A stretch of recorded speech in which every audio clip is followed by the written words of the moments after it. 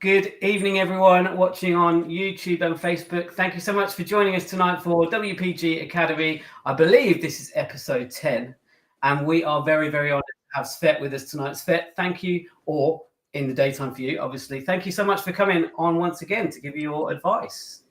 It's a joy to be here. Thank you for having me. Yeah, you're very welcome. I know this is going to be really, really important session for everyone. And I was trying to think where we first met, and I think it takes me back to 2010 with Fernando Mez's festival, I believe. I think a lot of people met on that festival. I think that's unprecedented. I think it's the closest thing you could do basically to get to PASIC without going to PASIC. Yes. Except it was with Fernando and a small team of people, I guess. Yeah, every time I ask him if he's going to do it again, his face just fills with dread. So I think the answer is no. It's safe to say that you're right. Yeah, great. So tell me a little bit about what you've been up to with your activities. I'm assuming you're on holiday now, or you've got some gigs? Or? Yes, I'm in and out of gigs right now. In fact, I'm about to leave again for almost 2 months and travel. I just came back from a festival where I played and taught in Maryland, and they basically work with 6 phenomenal percussionists there, as well as the conductor Marin Alsop, called the National Orchestral Institute, where we gave a bunch of master classes. We also play with people who are young musicians, young students. It was really great. Next, I'm going to Festival Napa Valley, where the Frost School of Music, where I work, actually has also a partnership with the festival.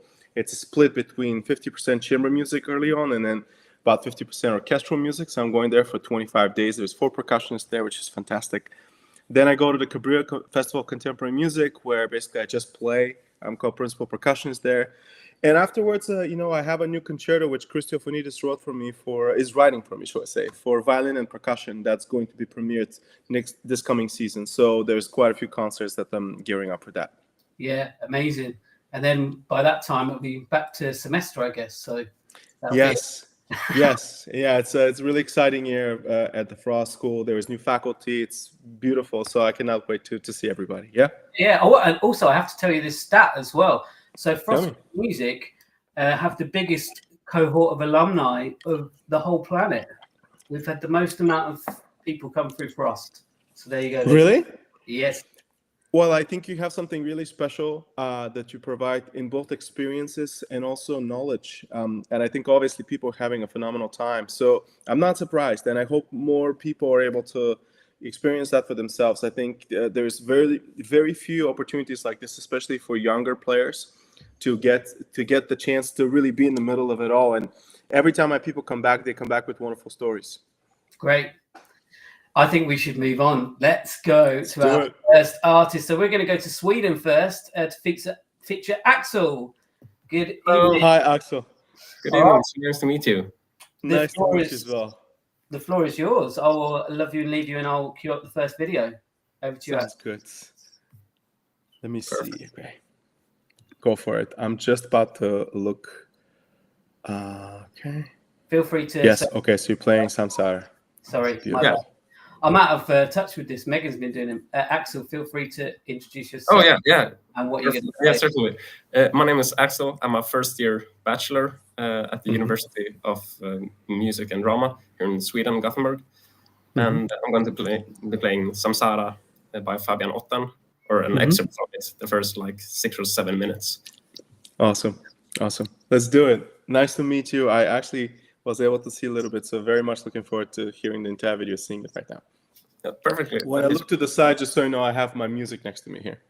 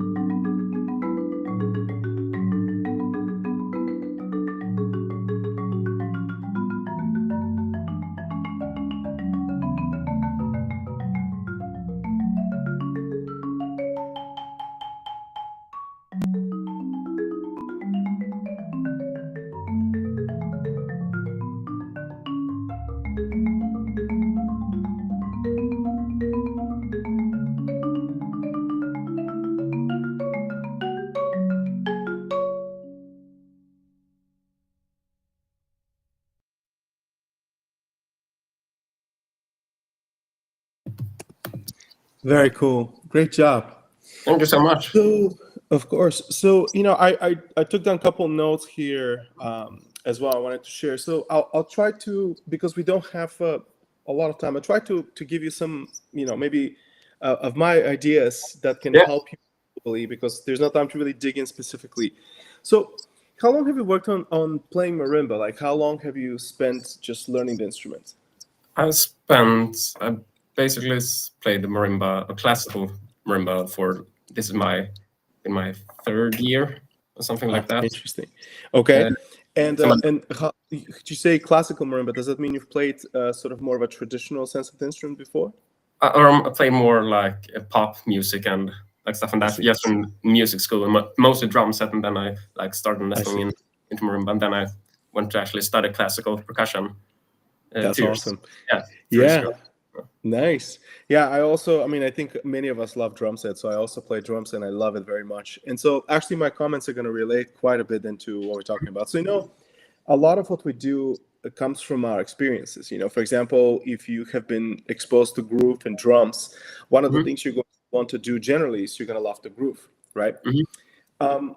In this music particularly that you're playing, if you looked at, especially, for example, the opening passages, etc., and even later on, maybe all the way through the ostinato especially, Mhm. it's almost written as if it might be, another instrument that plays it, like the piano, for example. Mhm. No, it has a lot of slurring. It has a lot of sort of line even written to it. And I think the composer sort of stopped in maybe more of the micro phrase, but this is a very linear type of music, if you will. Mhm. Right now, I think you try to approach too much of the music that you play more as a groove. And I don't Yeah. think it's intentional. But you have to remember that a lot of this linear music needs almost the opposite. It actually Mm. needs you to find a way to think about that less vertical and far more sort of span-like approach. Mhm. I would say that is the main comment I could give you. Currently, you tend to want to love to groove everything, and I don't blame you. I love groove too. Though, remember, depending on the music you play, if it's not designed to be grooved, it necessarily will not always naturally work as well as you want it to. Yeah. So, lyrical music like this especially needs much more of a line. So, how do you do that? Generally speaking, currently, especially in the beginning, for example, you're very efficient. For example, you play every note with a little stroke. And Mhm. so, you look at the second half of the first measure, that quarter feels like a 60 note to me because you just play it quickly and you almost have to wait to play what's the next note. Mhm. Try to find a way to play as slowly as possible so that your movement fills every note. And when you have a quarter, it's this. And if it's 8 notes, it's this. So Yeah. that there's already in the actual stroke. You know what I tell my students always? This is articulation. This is phrasing. So using your arms and almost kind of finding a way to be less efficient with them to the point where you move with the time that you're playing, with actual tempo, but not more efficiently than that. So if I can put it to you in different words, and I will probably talk about this often here today, I talk about it to my students all the time too. When I play, half the time my battle is with gravity. Because look, if you start playing a stroke down, it's happening, right? It's really hard to stop it. So try to think about how to be more linear about the playing this way rather than immediately to drop. That's another way to try to counter this. Just be aware of the fact that once you start playing vertically, it's really hard to press the brakes. Mhm. Okay? So that's my main comment for you. The playing is wonderful, but that would be something that I think would affect the entire nuance of the Yeah. piece. One thing I suggest to you is listen to people who play Chopin on the piano and just listen to what they do. The music has that sort of same sort of not necessarily almost locked in rhythm to it, to where the melody and accompaniment do not always line up perfectly rhythmically. It almost Mhm. feels like the accompaniment is more in tempo and the melody kind of almost has that rubato feeling above that, right? Yeah. That would be a really great way for you to sort of explore how can you borrow from phenomenal players, phenomenal sort of art forms such as the piano is. Another way you can practice this is how often have you tried to play this piece, for example, in any space which is like a small concert hall or a larger concert hall? I haven't had access to that right now. Right. So, I know, I feel you, the same thing. I feel like when I was a kid, it was really hard to get into a hall. So try to see if you can go in a school, and just say, hey, in the morning before everything opens up, or at night when things shut down, like, can you guys let me in to play for 30 minutes? And just listen to the piece in a resonant space. You're going to start hearing the harmonies. You're going to start hearing how these phrases actually work together and that they're longer. That would here also to give you a little bit more sense of the longer type phrase to it, yeah. Specific ideas for you, when you get to the ostinato section of the piece, the Leffian ostinato, Yeah. make a little bit more of a difference between what's the accompaniment and what's the melody. They have to be played differently. Right now, you sort of approach both of your hands to the same way, but the ostinato can kind of be a little bit, first of all, use a little bit more arm. You borrow from like Dream of the Cherry Blossoms or something like this, where you can play da da dee da da da, but you can also do dee da da da dee da da da dee da da da, right? Find a slightly more that type of a groove. If you want to borrow from a drum set, it's like the Muller stroke when you do to where this moves numerous amount of notes. Similar idea, but now it has to do this as well. It has to move sideways. And find a little bit more space to be slightly more expressive with that accompaniment, so it has a little bit of a slur to it, but then give space also for the melody to play out above that.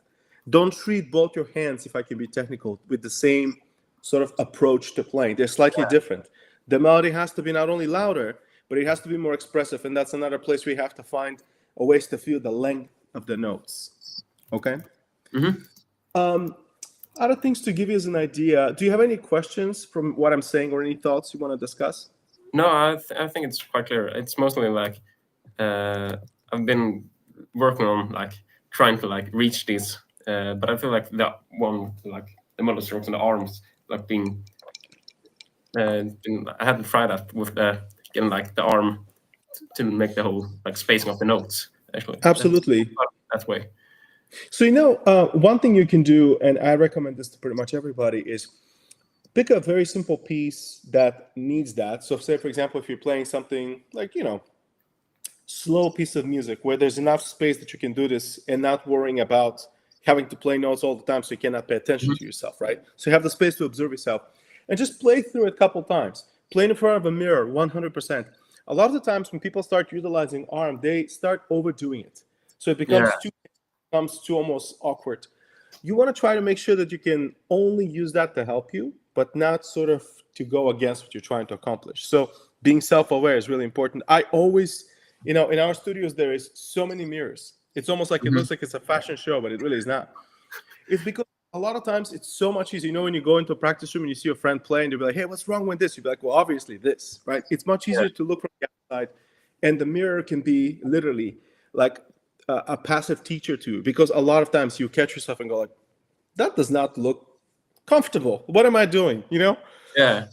And that's how also you can learn to sort of self-manage and sort of grow in between lessons with your teachers much more quickly, So that's another way to do this. Another thing to tell you, for example, if you look at measure 9, this is where the music sort of splits, if we will, a little bit for a moment. You have these rumbles in the bass, and then you have melodic line on top, right? They're different musics, and try to think about the marimba, if you will, in this case, because we're talking about an instrument, a little bit more like numerous different instruments in one. For example, the low register, it definitely is like the cello or the bass. And I'm not talking just because the register sounds like that, but think of it as that instrument, And if you're looking about the middle to high registers, think of them much more as something like a woodwind instrument or something which is an instrument in the high register. Try to find sounds which belong to different worlds when you have different registers. Right now, you're going to try to play it all a little too similar. Yeah. So if you have this rumble on the bottom, that can be a little bit deeper and kind of a little bit more sort of dark, if you will. But when you go on top, this is a melodic line, first of all, right? So try to treat it differently and try to give it a different nuance. So the way to do this is listen for specific sounds that you want. In other words, if you drop your hand down and if you play, it's going to be a little bit more of, well, that's what I get. But if you actually listen ahead of time and you're specifically thinking, okay, I want something a little bit more melodic, less percussive. Maybe with so much articulation, so much nuance, how can I get this? You can spend some time in practice and figure out what type of stroke, what type of preparation you need so you can execute what you want.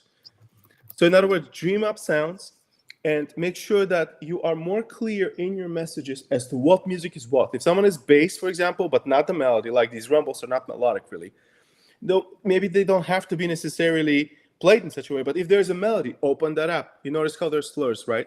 Mm-hmm.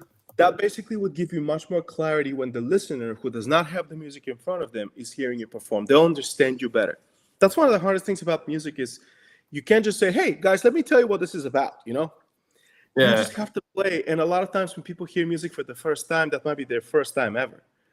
So clarity of your message. How can you be as, easy to understand and give the composer's message to the listener? How clearly can you do this is part of, I think, what makes a very successful performance. So, yeah, definitely. Yeah. Awesome. Well, do you have any questions for me? I know that there's a lot of people, and I always tend to, be late in my schedule, so I try not to do that as best as I can. I was thinking about the meditation part with or maybe when I'm going over from the ending of the meditation part, like in measure. I have to see where it is now. Around 83, or just from a tempo 75 into 83 to get a clear change of direction, because it's still the left hand doing right. Thing. So right now what happens is, and this is something interesting, there's music in this piece which is more comfortable and another which is more difficult. Mm-hmm. This place happens to be just a little bit more uncomfortable, right? One of the things you have to do, and that is about a technique of the player, is practice this outside the piece. I tell my students always warm up with stuff that's difficult to you from your repertoire, because when you're warming, you're just already practicing. Mm-hmm. So right now, this feels like you're time you're really just trying to play the notes a little too much. Okay, so when this becomes more comfortable, like if you own this a little bit more, if you start not being able to have to think so much about the left hand, then nothing else really is that important.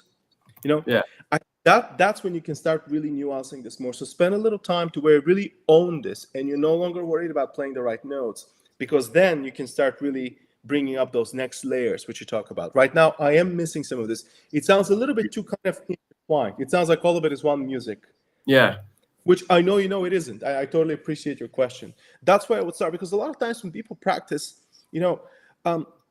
they just want to get everything right away. But I found personally that if you're not comfortable technically with something, how can you make it musically more expressive? Mm-hmm. It's difficult to do. So I always start with this. It's kind of like, for example, Mexican Dance No. 1, by Gordon Stapp. You have this. Well, I sat down one day and I was like, all right, I'm going to practice this until I don't have to look at it anymore.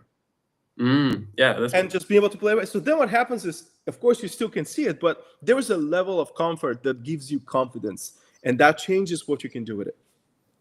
Mm-hmm. Yeah, definitely. That's a great way to actually go about it. Yeah. I hope you think so, and give it a shot. I hope we cross paths sometimes, and that we're able to. Definitely, that I'm able to hear you play this in person. But it's really well done. You've done so much, to grow in a couple of years of playing marimba. And remember, we all have sort of our own ways to do things. And one of the ways to grow as a musician is to learn how to play different music differently. Because not all music is the same. So being able to groove, having that background is really amazing too. Because a lot of times, I think marimba players don't come from that background, and so almost marimba players have to learn how to groove like a drummer.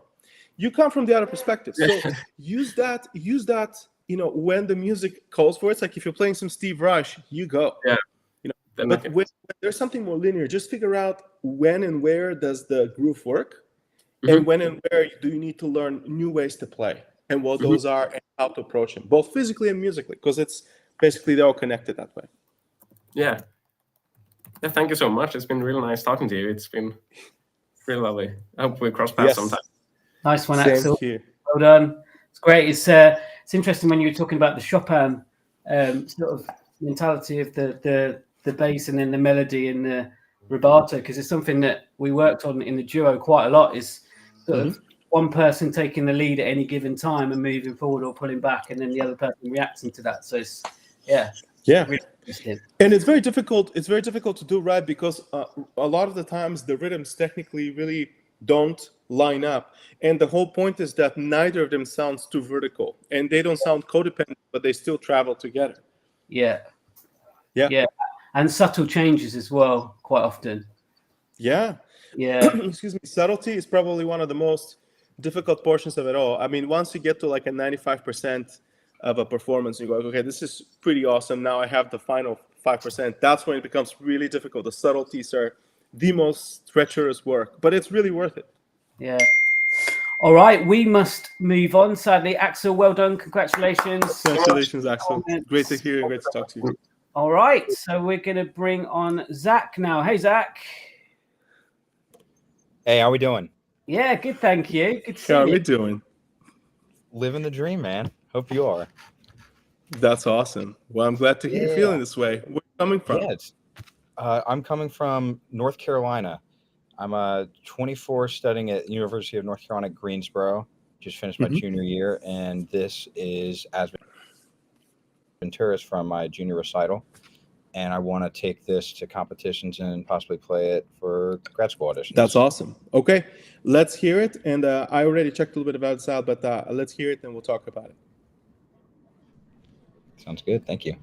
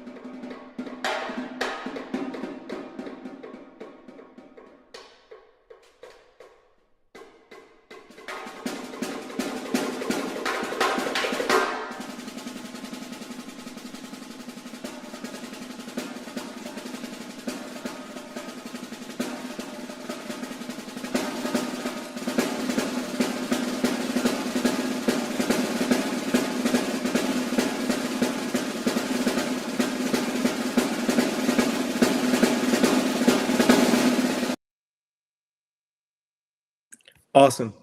Great job. I asked him to stop this just because of time. I want to make sure you have a little time to chat about it. First of all, great job. I think you clearly love the piece, and it shows. Thank you. And it's a very So cool piece. cool. So again, every time I work, I try to give sort of comments that can really affect the entire piece to then something really specific. So I'll start sort of more global. Can you just give me like a one-sentence description of what this piece is to an audience member? If someone says, hey, what is that song like? Say a presenter calls you, be like, you want to play this piece called Asturias? Is this like, what does it sound like? What is it? What would you tell them?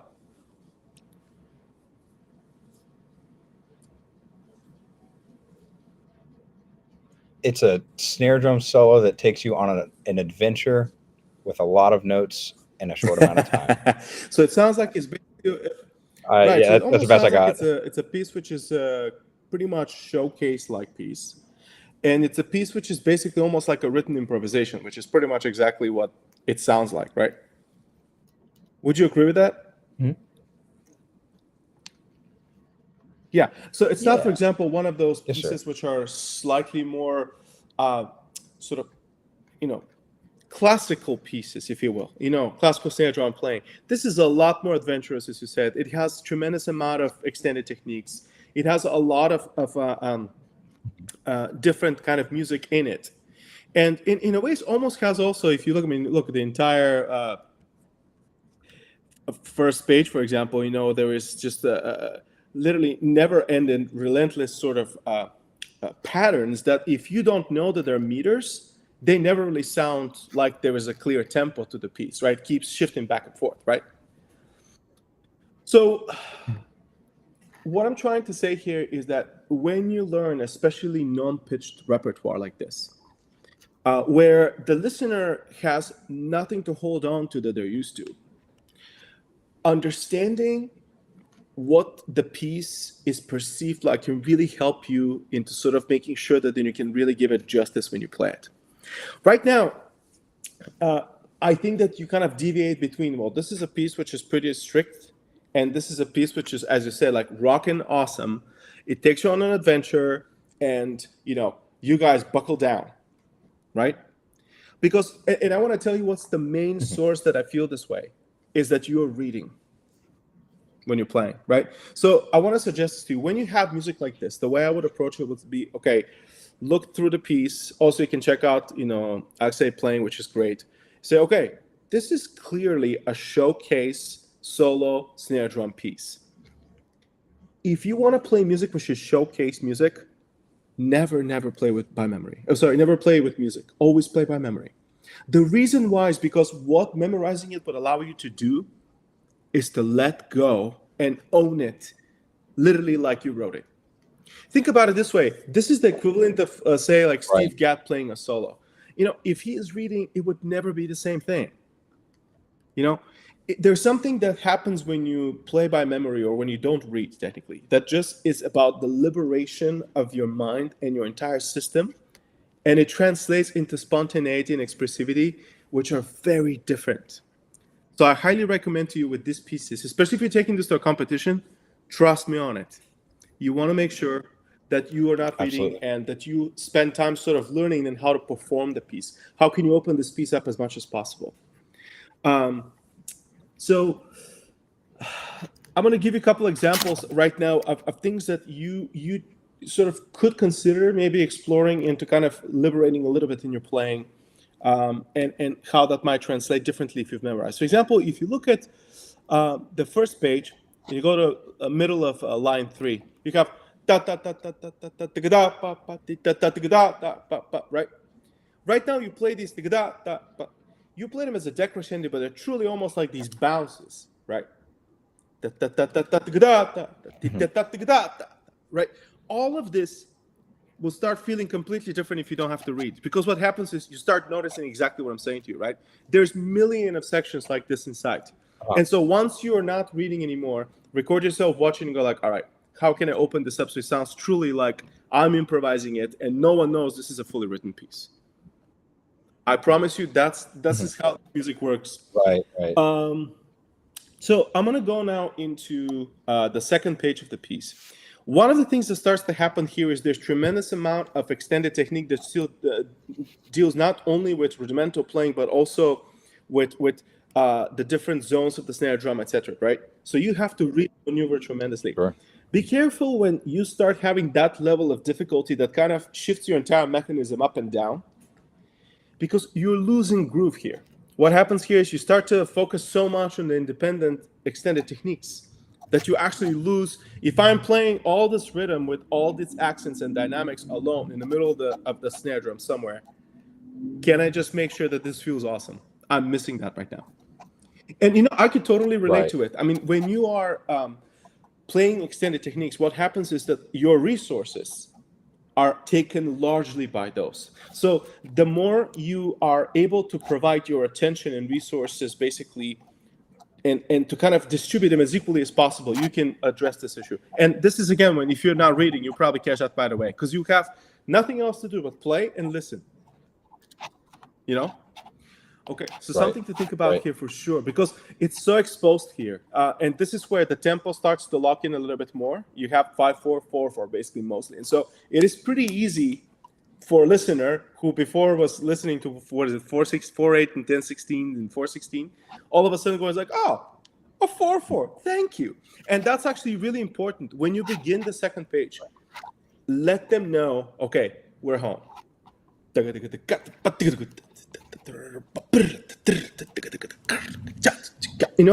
It just needs to feel good. It needs to stay feeling really great no matter what the techniques are. So, yes, let me see. What else did I write? Okay, so what I want to suggest, we have a couple more minutes here. This music is also very theatrical, correct?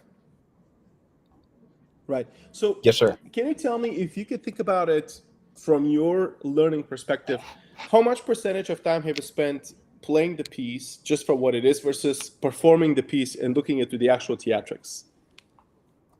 Like, honest to yourself.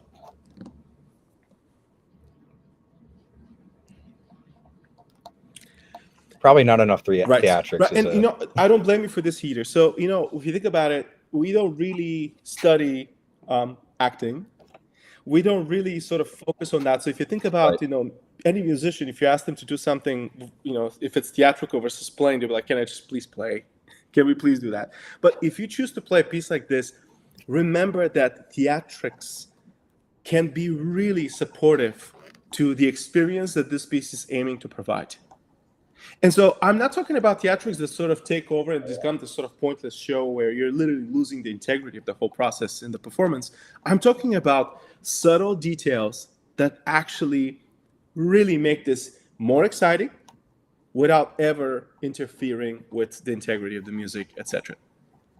So spend time on this, because right now, naturally speaking, you're less comfortable in it, and it's very obvious that that's the case. It needs to feel like literally you are at all times improvising and everything. For example, let me see. When you drop the sticks and you go to, I think, what is it, at first hands, etc., that needs to be a moment. First of all, no one expects that's going to happen, right? That's the first time you change something. It's dramatic. You drop, it's like a violinist throwing the bow and being like, all right, I'm going to pluck for a while, I'm going to play pizzicato. Right. No one expects it to be something you do on the drum, right? So I think that starting at that point, this is where, first of all, creatively speaking, every person will have unique solutions. And I missed you. I kind of missed it that you created the points. So spend some time on not only playing the piece, but performing the piece and understanding how is it perceived and what are the things that you have to do to deliver a holistic performance. I 100% agree with you that the notes and the quality of the playing are a most substantial part of that. But at the same time, because this is a theatrically sort of infused piece, so are the theatrics. They're part of the performance. So do not neglect them, thinking that they're secondary. They're just a part of the performance. So when you play, that is part of the theatrics. So for example, when you drop, how you end up playing afterwards, what do you do with the sticks? It's not written in the score necessarily. It just says drop the sticks, right? So think about it. What sometimes the music does not say, it gives you space. It doesn't say how you do it. It gives you some space to do it, right? So this is where you can be really creative. If you want to take this to a competition, I assure you that would be something that a non-percussionist would really appreciate because they don't know a lot about the snare drum. So think about that. A couple more things because we got to stop soon, I'm sure. Be really careful when you play with your hands that the sounds you're getting are just a little bit more clear. So obviously, maybe if you have the possibility to use a drum head which is fresh and that is possibly a brush-friendly drum head, that would help you. And then listen to the sounds. Right now, maybe if you have to utilize a little bit of nail or even one nail so you can hear the actual detail of this. Because I just don't hear enough clarity at this point. Maybe it's the recording, so just take this with a grain of salt. But the quality of the sounds with the hands, again, same question as before. How often do you practice playing with your hands on a snare drum? Not much. So if you think about it, you need to spend some time to compensate for that if you want it to sound just as good as when you play with sticks. One other suggestion to you, when you play mixed sticks, so if you have a combination of different sounds in your hands, especially if it's a brush and a timpano stick, right? Be more clever of what decision do you make on what timpano stick to use so the articulation of it does not make it so blurry that you have to work all the time to bring it in. At least from the recording right now, the brush is really clear. Timpano stick to my ear at least sounds a little bit beautifully dark, but a little too dark. So really? Okay. because the brush is so bright, what happens is that then the timpano stick sounds like it's losing a lot of its articulation naturally. And it's not because of the timpano stick, but it's because of the juxtaposition with the brush. So try to listen to these and figure out what stick do you pick so you have to work as little as possible, but provide clarity. And again, this may be the recording. Take it with a grain of salt. Last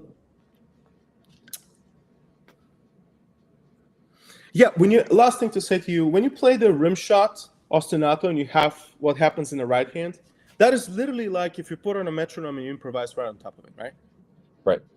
So can you make sure that you work on two things? Firstly, no matter what happens, this is about independence. So no matter what you do with the right hand, which by the way can pull and push tempo-wise, that the left hand is absolutely solid. The way I would practice something like this, just to tell you, is I'll put a metronome pretty quietly, and I would only hear it if I'm off with my left hand. See what I'm saying? So you really trust yourself and only notice and correct if you know something is, if you're hearing the metronome, you're off. But I kind of really miss that place being, again, more flamboyant, more expressive. And again, something much more as if you were improvising in real time and someone said, play rim shots and then have a ball in the right hand. I wanted to feel like that. So first of all, and to leave you with this, I think it's a fantastic idea to bring this to competitions. Remember that a lot of the times people who are judging whether percussionists or not don't know every piece. Especially if they're not percussionists, they will not know a lot about how to connect to non-pitched instruments. So every clarity you can bring, every expression you can bring, the nuances, the subtleties, the soft playing, which you do pretty well, the theatrics of this, the grooves of this, that's where they're going to be able to connect with you of many things. And so it's important to really make those clear and really bring the aesthetics of those to the same level as is the playing. Do you have any questions? Do you have any other help? I'm sorry if I just barraged you with the time we have. Forgive me. No, it's great. I got so many great notes. I've never thought about thinking about it. Of course, I wanted to move off the page eventually, but getting off the page such that it enhances the sonic product and like the theatrical product of it. That's really cool. I'm gonna. Thank you. Thank you so much for that. Of course, you're welcome. And look, I think that we all have these moments when we start realizing the potential of certain repertoire or our potential with it. And, I remember when I was a young kid and hearing, for example, people play multi-percussion, especially music that's not pitched by memory versus people who are reading. And I realized right away that if I heard people read, they grooved less and they just kind of executed these commands and sort of instructions like a recipe. But when you know something by memory, there is a different flow to it. There is a different way you interpret the information that now you have because it's no longer on a page. You actually are kind of seeing it right in front of your eyes and it's flowing and it's completely different than if it's written down. So definitely explore it. With this kind of piece especially, I think it works because it is not only a really beautiful snare drum solo, but it's also a theatrical piece of music. And I think in competition, you find it interesting. it's really about pacing the theatrics. How can you be really elegant and classy with things when something is too much, when something is too little and has space to be a little bit more, and when is there going to be one time that you're going to do something where people go like, all right, I cracked a smile, this is pretty awesome. And for example, look how this piece starts. It does not even start on a snare drum. No one expects that. Right now, you're sort of a little bit conservative, in my opinion, with what that means. And so that's a perfect example of like, well, what can you do if you know that the piece, I mean, I imagine someone probably even doesn't start next to the instrument. I've had a couple people play the piece and I'll tell them, if you're playing this on a concert, don't go in front of the snare drum. Literally, people, if you're supposed to play a snare drum solo, you're not in front of it, and you're supposed to begin, people will be wondering what on earth is about to happen. That is awesome. Right. Absolutely. Yeah.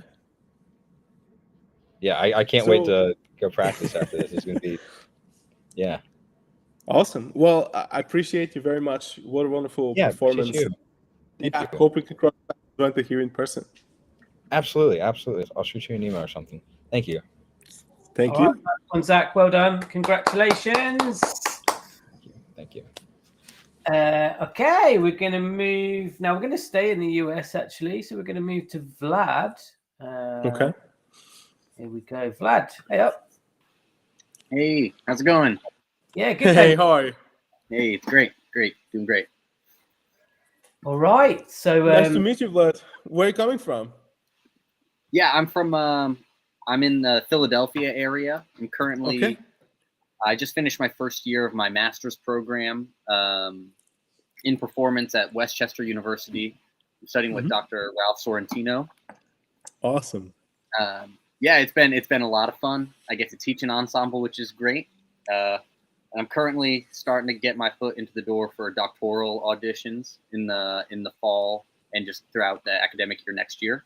So that's kind of going on. That's what I'm planning on using marimbology for.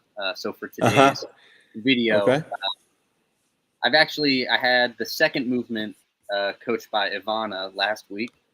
So I'm hoping to kind of move like a movement to a different coach just to get as many eyes on the piece, because there's a whole lot of weird stuff in here. Yes.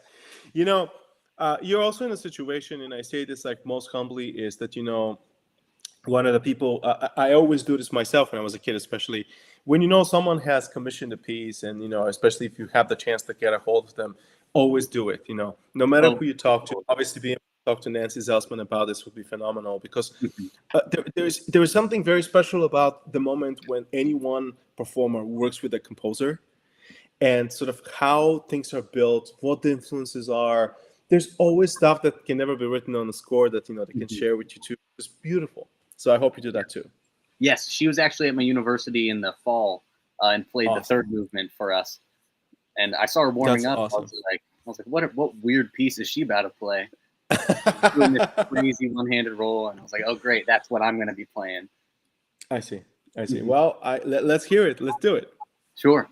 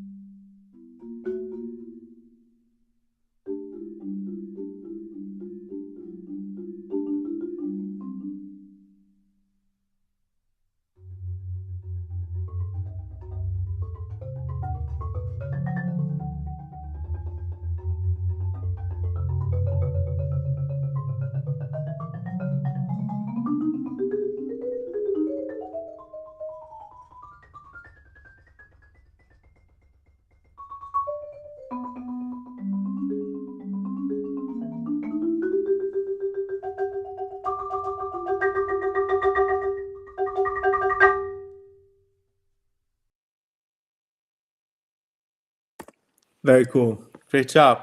Thank you. So I'll try to share a couple ideas too, with this. Because you're taking this for auditions, maybe what I can try to do is also we can maybe talk about it a little bit from that perspective in addition to everything else, because that matters. When you play a piece like this, firstly, if you're taking this for auditions, I would look very carefully as to how to make sure that the more difficult technical sections don't sound like it for you.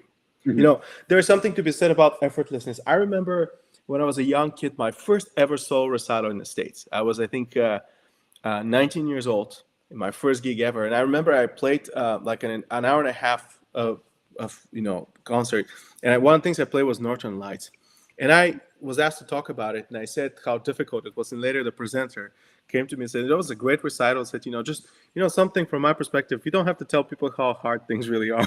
I was like, okay, fair enough. You have to learn. But truth be told, especially when you're playing auditions, you have to make sure that if there is a passage which is difficult, you very strategically work to overcome it sounding like this, even if it feels like this to you still. Like it's same for competitions. How difficult something is should be absolutely not known because of the performance. Yeah. So right now, for example, if that's the case, if you look at measure 26, that's going to be where I would judge, basically what tempo I would want to start from in the very beginning, The good news is, remember, with composers, tempo is a very interesting sort of a process of decision making. So what did they decide they want to write as a final tempo? Maybe based on something really strange, like a certain instrument, a certain player insisted on it, or a concert hall where they heard it and said, oh no, it should not be faster or slower. Sometimes it's very difficult to say that this tempo or whatever piece would work in every situation and give it just the same way. So take tempo with a little bit more of grain of salt. And in this case, he tells you, it's approximately 1/12. So it gives you space to maneuver. But right now, there are a couple of places where you very clearly want to slow down because it's tricky to play those, quick stops, right? So Yeah. I would start this in a tempo which is healthier, so that when you come to these sections, actually people expect you to slow down or to feel like it's denser, but they realize, well, no, it's actually much lighter. It sounds perfect. This person is completely flawless in this. So this is a pure strategy, but also technique, and can be really helpful in auditions. So that being the case, when you get to sections like this, which are a little bit more difficult, be a little bit lighter. Right now, I think you start using heavier muscles. So remember this, you're going to find more lightness in wrists. And if you start utilizing the arm, eventually that just adds weight you can't hide. So explore that a little bit when you're playing. So that's a big one. I think that you get the point. With this kind of music, you have to be, if you're going to take in this to competitions, to auditions, you want to make sure that, especially for people who may or may not be familiar with the piece, they would really dig and understand more of the content. So, for example, I like what you're doing in the very sort of first section of this. It's almost like you are kind of flowing on water at all times. You're kind of gliding through the whole thing. Be careful in the process not to speed up too much in all of your quintuplets. They just need to feel like you almost slipped and you came back. So, I would say be conscientious not to make them now all of a sudden too rhythmic. So it still is, but it is not something that almost kind of keeps, skipping time too much. Right now, especially at the end of the piece, you tend to really push those quintuplets a little too hot. So allow them to have that feel where the music almost slips, but it comes back, slips, and it comes back, and it continues to be linear, which you do beautifully. What you're doing with the sneaky playing is excellent. So yes, it's just a question of not letting it sort of run away from you. It's already fast enough. Yeah, so that's one of the main comments I have for you, and it's for both sections. When you go into the middle sections of the piece, I find that for whatever reason, the piece sort of escaped me a little bit. I kind of needed it to sort of not get too quick because I wanted to have the chance to be able to hear more of these different musics. Be careful not to get so fast that eventually it just it's hard for you to play through these different sections. For example, if you see what happens, I'm trying to point this out. So let's say what you have going on at 36, right? When you have all these different details, when you're playing faster, everything gets a little more homogenized. So your subito fortes are mezzo forte minus. Your mezzo pianos are mezzo piano minus, but your pianos are never really that soft. So find a tempo that really lets you play this piece really well. Even if it's a little slower than 120, that will still give you justice. Trust me, you're never going to go into an audition and you play 5 clicks under, people go like, ooh, that's too slow. If you are actually having a really great performance and you're letting a lot of the music come through, that decision probably to play a little slower was exactly what they're going to appreciate. Gotcha. So remember, tempi are, again, as long as the tempo does not interfere with the music itself and the way it's written and the way it's supposed to, transpire, I think you're okay. But in the middle sections, I found you to just flatten a little bit everything that goes on. Gotcha, Again, the detail here matters a lot. So, for example, this section is also a little quirky. You have this, right?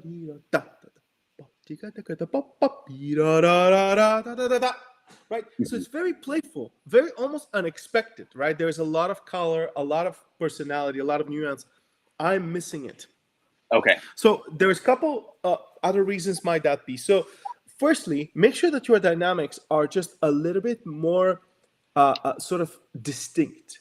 So for example, what is a piano? What is mezzo piano? Make more distinction between them to your own ear. Listen for those layers to be clearly heard and understood. And articulation, work more on that, especially, are you using the two-tone mallet? It sounds like you are.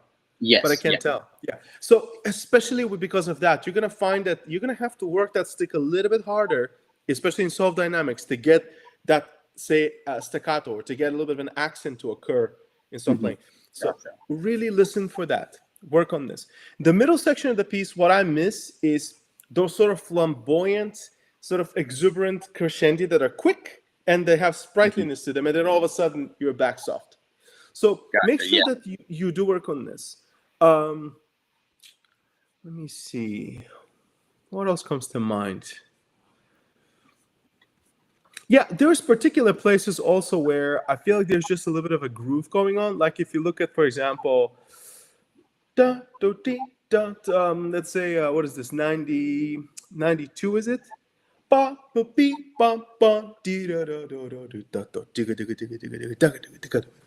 When you have this,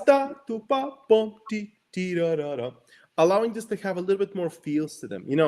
This is, again, where if something's too fast, even if it's like 5% too fast, it's going to feel a little too hectic. If I can put it to you this way, I always tell this to my students, if you choose a tempo, when you learn a piece, find that tempo where you're giving justice to the music, but also that is not too fast to where you cannot really play the music because you don't have time. Yeah, okay. So I find that this is like a huge decision for me. I have to make pretty much a lot of concerts I play.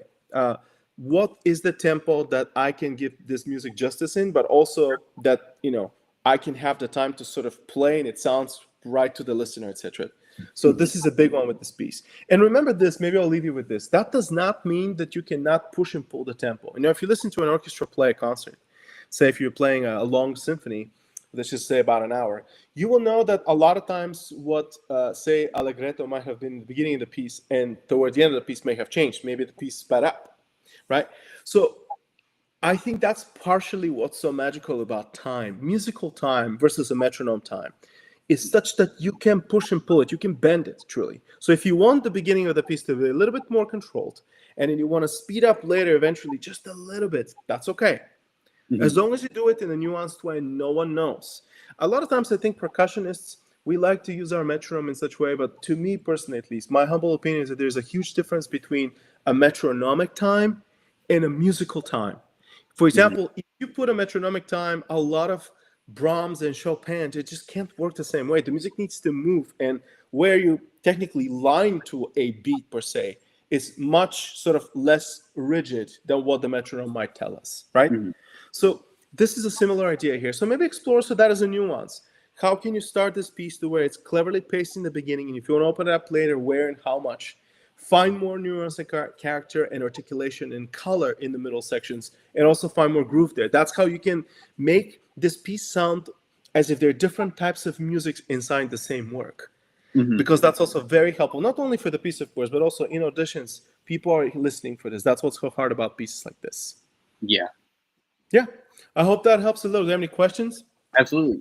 No questions. I think part of the reason I've been going so quick through it is to try to make it feel more like one piece, because there's a just kind of like you said, there's little pieces kind of that all have their own little character and need the nuance. And I think I've just been trying to blaze through it to like fake a macro line at like sacrificing all the detail that's written in there, you know? Well, I do not disrespect what you're saying at all. I think that there's something really, mindful in this. But, if you notice something very interesting, how the very beginning of the piece has this very long legato lines here, right? Like he just goes, please just scroll this way all the way through. But basically, when the second section starts at 29, no longer legato, right? I think that this is where I think basically you have to not worry at all about pushing this forward. I mean, look, the composer gives you so many moments of break. Like, for example, 31, entire measure of rest. 35, half a measure of rest. 40, an entire measure of rest. Actually, 44, the same thing. Actually, silences here are crucial. And right now, that's another place where right now, because it's so fast, it almost feels like you almost kind of stumble into a place to stop. I would say silences here need to be actually musical events. And how you approach them, how you arrive into them. For example, let's look at it this way. If you look at the silence at 44, you literally almost like decrescendo into that silence. That's a soft silence potentially, right? But if you look at some of the other silences, for example, at 55, da da da da, this is a very different silence, right? So again, use them and think carefully about that. Because they're there, I think the composer is pushing on the musical breaks very often. So that's where I would not really push the piece, because the composer is not letting you do it anyway. If I can sort of put it to you this way, think when you learn pieces of music, what is the general code of the writing of the piece? For example, just like we talk about right now, whenever the composer wanted a very long line, there was 0 stops, right? You play 8 notes all the time. In fact, sometimes quintuplets. So it almost feels like he's enhancing the line in code in the writing. But then when there's no more legato, there's full measures, sometimes 2 measures of stops. That's telling you this piece is fragmented, and that's part of the musical code. So embrace that, almost like work with it. And you'll find that a lot of times, because of that, you're going to sort of embrace on the intention of the writing, and you can basically get more of a result as the composer intended. Great. Yeah, thank you. Thank you so much. It's You're most welcome. Yeah, it's hard for me sometimes to view this piece in other ways than like I did the very first time, because I've been with it for a number of months now. So I really appreciate your point of view. Yeah. You're most welcome, and I respect that tremendously. I always tell my students too, it's very difficult to forget the first impressions we get from pieces of music.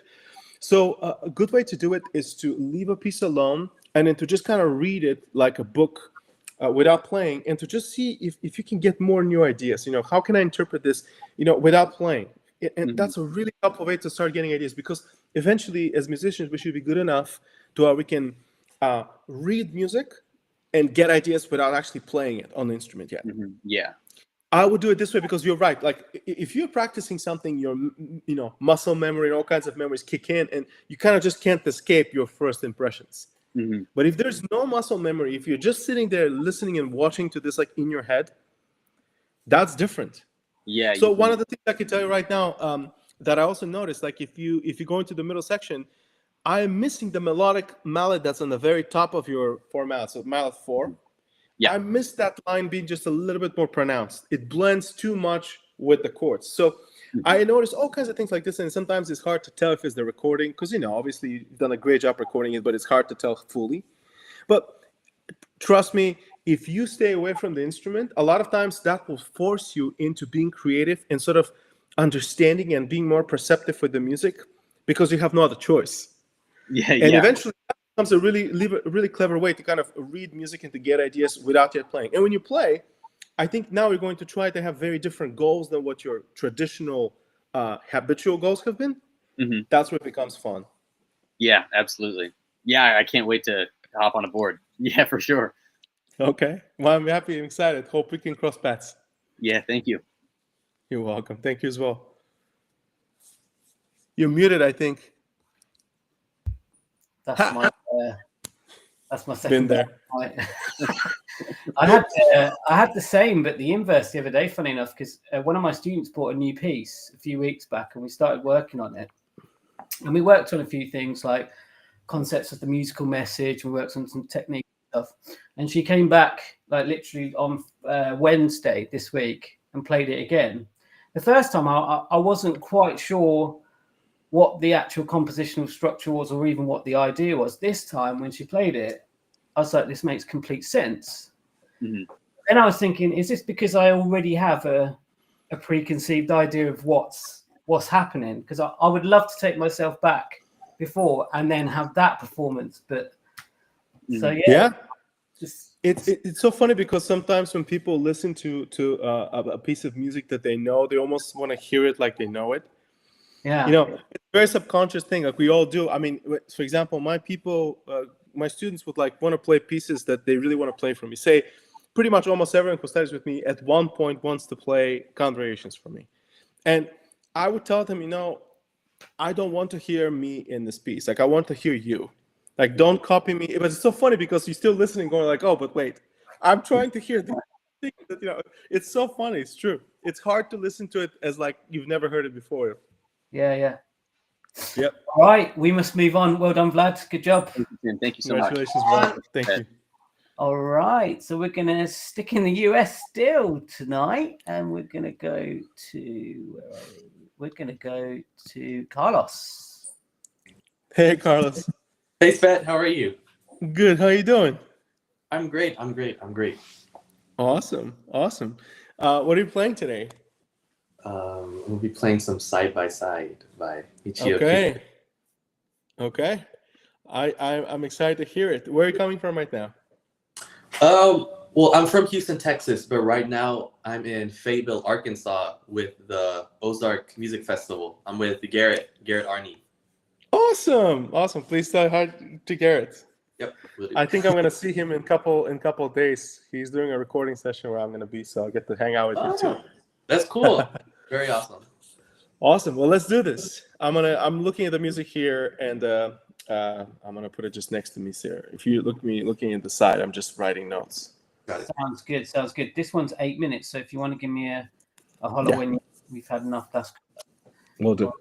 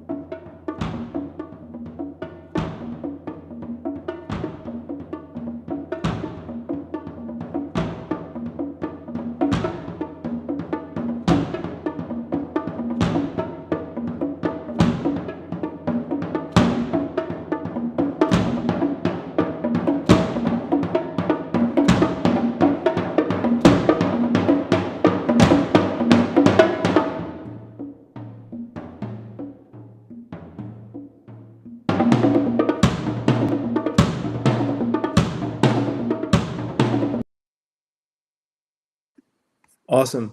I asked to stop just for sake of timing. Yeah, for sure. So how long have you worked on this piece? I'm curious. I'm sorry, can you say that again? How long have you worked on this piece? I recorded that about 3 weeks ago, and it was about 2 months. Okay, about 2 months. So tell me just very briefly, what is your concept of the piece? Like, how do you hear the piece when you play it? What's your side of it, if you will, pun intended? Well, at the beginning, I'm trying to play it pretty like the first 2 lines. I'm just thinking it's really cool. It's super relaxed. Just keeping it very steady. And once I start moving around the drums, it becomes almost like it feels almost like a primal ritual, like as I'm moving around. And then I'm asking more specific, what's your concept of how do you play it? In other words, like, do you want this to be perceived as more of a linear piece, more of a groove-based piece? Generally speaking, like, if someone does not know this piece at all when you play it, like, what do you want him to experience? Like, what do you want him to feel like the piece is about? Well, I do. I really want to make it groove. The rhythm changes a bit. The melody. I want them to hear the melody. Right. Of course. So that's good. That's what I wanted to know, because I wanted to make sure that when I'm giving comments, I'm sort of trying to support this. So what you said earlier, you want this to kind of feel a little bit more open when you begin. Be careful, because right now it results in a little bit of an inconsistency. When you begin, ba ba ba ba ba be da da, it almost feels like at the very beginning, the 2 8 notes are actually wider than they truly are. Be careful. Allow the whole thing. I love the feeling of what you described, to where it is linear and it feels like it's linear, but do not mistake that for actually almost kind of changing the actual rhythm.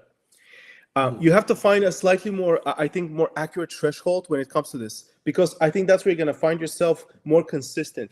Later on in the piece, once the pins begins, and you're maybe about I want to say maybe toward the second page, that's where I feel like you lock in more, and that's where you stay, because it gets pretty busy and there's no more space really to open things too much. But be careful. Don't sort of mix linearity, which I love what you're talking about here, with something which is more of a personalization of the actual rhythm, to a point where when you play it again, it sounds different, but it's supposed to be the same.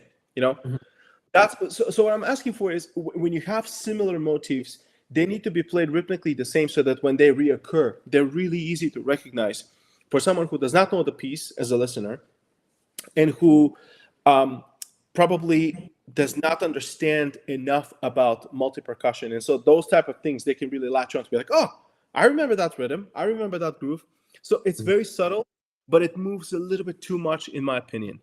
So try to just get a little bit more. And I can see why you've done this. Like, your idea is excellent. How can I make this be linear? So just come back a little bit when it comes to the threshold of the accuracy of the rhythm. I have a question for you when it comes to the choice to play this with a snare drum stick at the very beginning. Can you tell me what your sort of thought is behind your sound concept with that? Yeah. This is something I thought about a lot. So tell me. Originally, I saw that a lot of people, they use more bigger beaded mallets, like a wooden timpani mallet, or a large hard rubber mallet. And I tried both of those things. At first, I tried the wooden timpani mallet, the Vickforth one, and they sounded. What I liked about those is it gave me a fuller body on the congas, because that's what I struggled on with the snare drum. Believe me, I fought that for the longest, but I couldn't. I don't know. I just didn't like the way it sounded on the bongos. I like the sharpness of a snare drum stick on the bongos. So I tried really hard to make a compromise. I tried snare drum sticks. I tried sticks that had like nylon tips, I tried various amount of mallets, but I ended up deciding on it was a pretty larger beaded snare drum stick. So let me. I completely respect what you're saying, and I really appreciate the fact that you have kind of gone through your own process of sort of searching for this. I think that every mallet I pick generally, I always feel like is the right and the wrong one. I never really think, oh yeah, that serves everything, unless it's something very restricted and easy to where you don't have to use the mallets in too many different registers or for too many different instruments. You go like, oh yeah, like for example, you play a snare drum and it's say all piano to mezzo forte, and use a certain snare drum stick, it probably will work perfectly fine. But even if you play really soft and really loud, there is always going to be an easier and a harder, moment in the playing. So here's what I want to share with you that might be interesting for you to hear. So if you want this to feel a little bit more linear, I actually think what could help is having a stick which is not as pointed to where it keeps re-articulating so much on the high frequency of the sounds of the drums, because that actually is less tonal and more sort of almost harshish, and it does not let that linearity be supported by the sort of the sound spectrum you're using. So it's interesting to explore. My suggestion to you would be this. I respect it, and I think that it's very important that you play this like you play it. If you love the snare drum stick, use it. Try to get I would say maybe a xylophone stick which is not with a thin rattan, but something which has like a thicker rattan, so it does not bend too much, and that is like it's like a plastic xylophone bowl. That it's not a very large size, but it's not too small. It's just something in the medium spectrum, and put a very thin layer of moleskin on top of it, like a very thin layer. Something like this. Potentially, yeah. What's going to happen if you do this? Why this generally sort of supports a bit more, and what I would look for is one that works as best as possible on the bongos, all the way down to the toms. So the reason why is because I completely agree with you. Right now, the stick that you have works okay on the bongos, but when it goes down, it just sounds too thin compared to what you kind of transition to the bass drum later, right? Generally, what I would recommend is that would actually help you get the best of both worlds. If you want something which is a little bit more linear, if you have a little more tone to carry you through, that would actually help you out. Right now, I think that's partially where I find it a little tricky. Now, what I love about your stick is the clarity it has. So the question is, can you make sure that no matter what you pick to use, if you choose something else, has enough articulation? That's why I said very thin layer of moleskin, but also a plastic head. So the plastic head is actually hard enough that the moleskin almost makes it like a multi-tone, multi-percussion stick. Make sense? Yeah. So that's something that I observed. I know there are different ways to play this, and I agree with you. A very heavy wood stick would totally be an overplay. So I agree that would have been something too much to go. But I did miss a little bit more tonality. I did miss the sounds of the congas versus bongos. Right now, it almost becomes really hard to know what instrument is what. Okay. Right? Yeah. So for something like this. One final note for you, because you do a lot of it well, and I think a lot of it's sort of repetitive to where I can also relate these comments to many places. You have linear playing. I think you do a pretty good job at keeping things pretty light. But when you start having grooves, especially like, for example, if you go to places where there are more tenuti written in, or there's a little bit more of a staccato accent places written in, I feel like I miss a little bit of the feel. Like, for example, the very bottom of the first page, starting to the second page, I miss a little bit more of the feel. Okay. So I think it's okay to start grooving a little bit more. Now, remember, again, the snare drum stick will translate to those drums differently than one that has a little bit more tonality, too. So it may change how this feels. But I think that this is where I started needing just a little bit more of the groove to become prominent. I think, though, however, what I love is that you have like a really natural way with the piece, so you already know what you want to say. I think it's a question of just maybe slightly more coloring these places, these grooves, having a little more, because you have the space to do it. Other than that, from what I heard, nothing really was anything else. It sort of came to mind. Oh, maybe just one more thing to share with you. When you go into page 3 and you're playing the bass drum, with the current stick choices that you have, if you go back and listen to the recording, you'll hear that the bass drum is rather round and soft. Do you notice how there's like a little bit of an accent written in a couple of those? Yeah. That's because most likely the composer said, okay, if you're going to be using soft mallets, you probably are going to make that bass drum sound a little too glorious, a little bit too dark, right?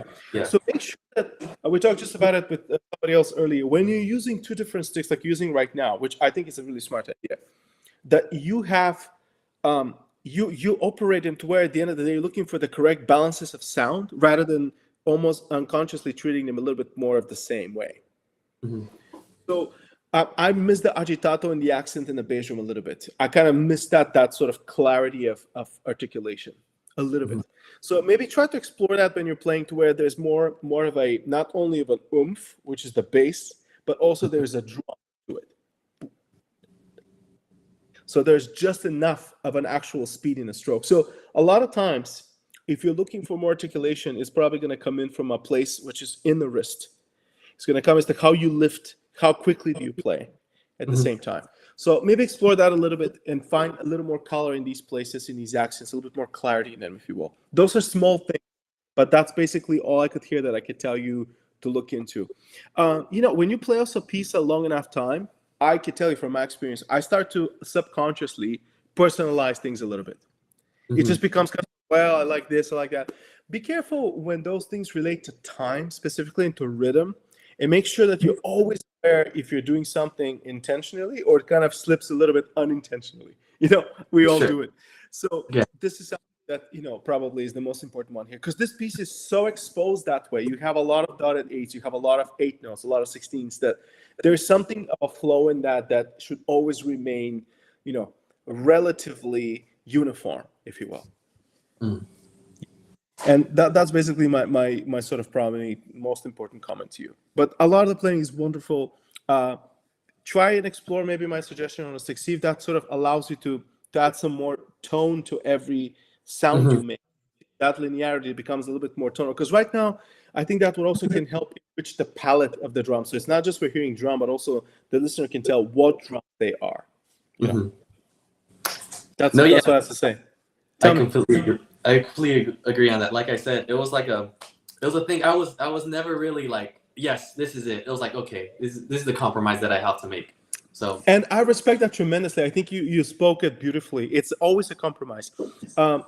I find that and that's why these sessions are so beautiful, is because this is not about being right or wrong. This is about just joining our minds in, trying to exploring a couple ideas. And at the end of the day, okay, I've tried everything and I stuck with this because I sound probably best this way. That's how I hear the piece. And over time also your ideas will change on performances. You'll start gaining newer ideas, especially when you come back to this piece, say you leave it alone, come back in a couple of years, and you come back going, wait, I have new thoughts, which is beautiful. But anyway, I'm so glad to hear you play. This is beautiful, and I hope that we cross paths, I get to hear you play it in person. Yeah. All these comments are great. I really, really appreciate it. Thank you so much. I appreciate you, and thank you so much for playing. This is awesome. Thank you. All right. Good job, Carlos. Excellent work. All right. Yeah, nice one. We're going to get the virtual clap. Good job, Carlos. Nice job. Thank you. We're going to move to Ethan now. Hopefully Ethan is here. Hey, Ethan. Hi, Ethan. Hello. How are you? Good. How are you doing? Doing well. I'm actually pretty close to you, all things considered. I'm in Jacksonville, Florida right now. Okay. You are pretty close to me, indeed. Yeah, studying at UNF. Do you live there? You studied as well? Yes, I pretty much live there. I'm about 45 minutes away, but Jacksonville's very big. So, but yeah, I'm studying. Awesome. I'm studying at UNF right now with Andrea Vinay. She's beautiful. Great. Yeah. She is. And I'll be playing Time for You. So. Awesome. Okay. Yeah, I have a lot of memories from this piece. Yeah, so will I in the future.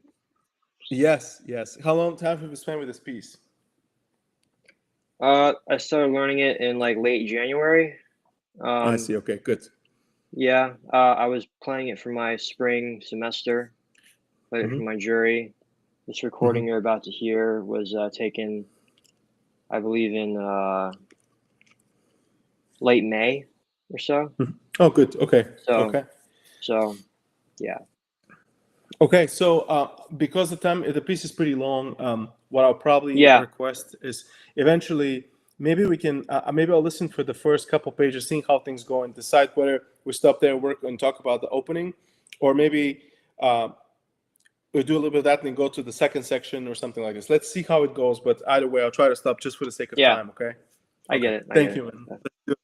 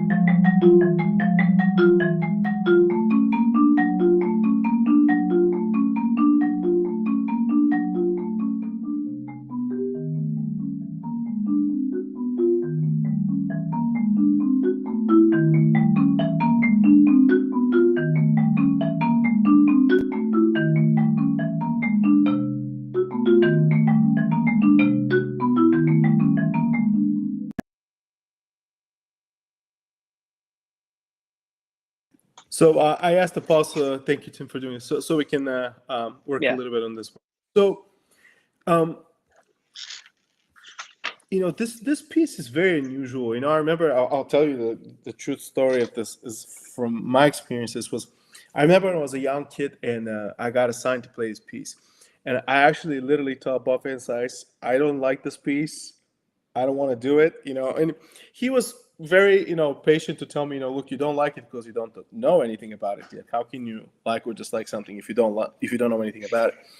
But with time, I realized that actually this is a beautiful example of great music where, the more you get to know it, the more sort of it has ways to unfold itself to you. You really get to learn more about the fact it has depth, it has content. If you think about it, I don't know if there is a lot of repertoire that is like this exactly when it begins. It's a very unusual sort of start of a piece. When I played this, I really tried to sort of feel the five before I begin playing to a point where it just feels like this oscillating process that never really, has then a stop to it. It just sort of is there. So it's not about the da da dee da da da. It's more about just dee da dee da da dee da dee da da da da dee da. Feeling that sort of relentlessness to it and understanding how does that oscillate and just start. Right now, I also want to say, I think you tend to want to just articulate some of these notes. Maybe it's subconsciously. I would not do it. I would just allow this to feel just this sort of ethereal, beautiful, sort of oscillating roundness and resonance that the marimba brings with it, rather than try to bring clarity to this. Remember, Minoru Miki, this whole slew of pieces, they're basically contemporary Japanese music for marimba books that this is a part of, right? They're all composers that basically Mrs. Abe work with and who wrote this repertoire for her so she could basically begin playing her concert career and have additional repertoire besides what she had found or what she wrote, right?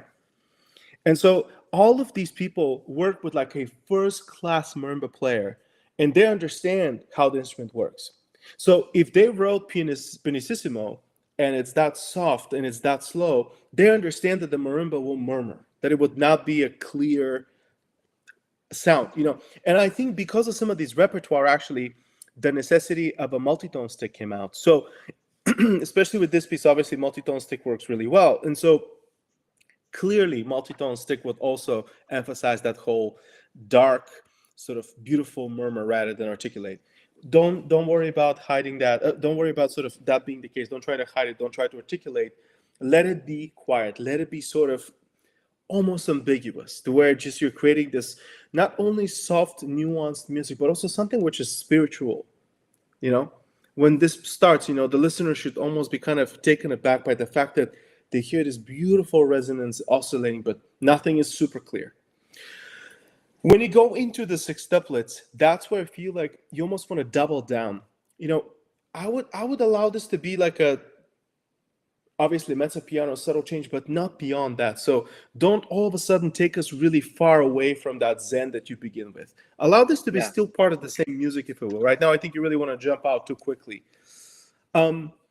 Be careful, by the way, in how many times do you repeat these passages. I think sometimes, it may be just from the recording right now, but I catch you maybe doing sometime one extra on the quintuplets. Just be careful when it begins and maybe a little farther down. I think you can, and I remember this being a thing for me as well. Those passages, like on line 3, that you have accelerando and crescendo, and then ritardando and decrescendo, make sure that those are things that are more comfortable to you. You need to really feel them as a process that you don't have to worry about, that it literally is something you know exactly how it happens.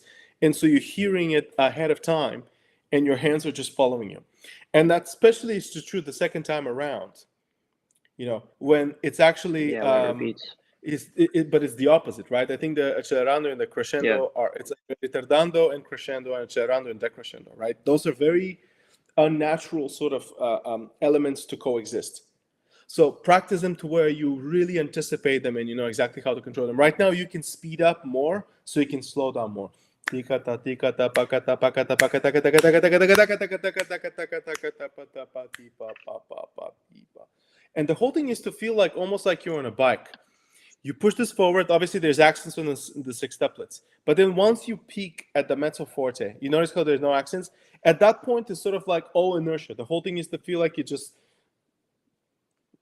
unfolds very gently down back to, and there is never re-attack of tempo one. It just results into the same music, but just a little bit louder than the opening. So these are very hard effects to sort of create and to make them sort of believable. So I spent a lot of time just practicing how do I control my decrescendo and ritardando to a point where it just sounds simple. You know, it just isn't that simple, right? I tell my students all the time, like I showed them the phone and I go like, hey, this looks like a really simple device, but it's really complicated to make it that simple, right? It's exactly the same thing. Getting to these places where you anticipate this and you feel like you own that decrescendo and ritardando, it's not simple. So don't be afraid of really taking some time and just practicing that, starting from example from, what is this? Line 2, measure 2, which has the pianissimo. You start in the quintuplets, and you take it from there into the sextuplets. You can really push this.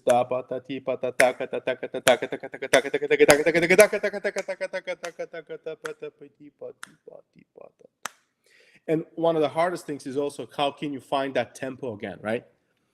That tempo once. So that's what I was talking about. If you want to try to find a very slow quarter note, that's really hard to do, right? But if you're thinking beep, pop, pop, pop, pop, pop, pop, beep, pop, that is actually much easier to find where it is because it's quick enough that you can latch onto it. So that's another way to think. You can think in all these layers. It's not like don't do this one, but only do that one. So I missed this a little bit. So remember, this whole section in the beginning is about nuance. So you basically either playing very dark and very soft, or a little bit louder and rather dark. And in the moment of the mezzo forte, you actually brighten up a little bit. That's the only time you really sort of come through a little bit and you come back down. When you get to, I want to say 2 lines before the end of the first page.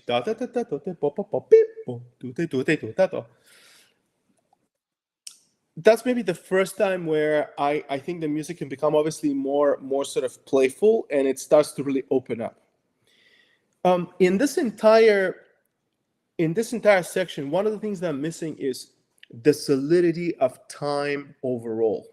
And it's interesting, the piece is called Time for Marimba. So remember, the programmatic character is telling you that this time has a very precious meaning in this whole piece. So this I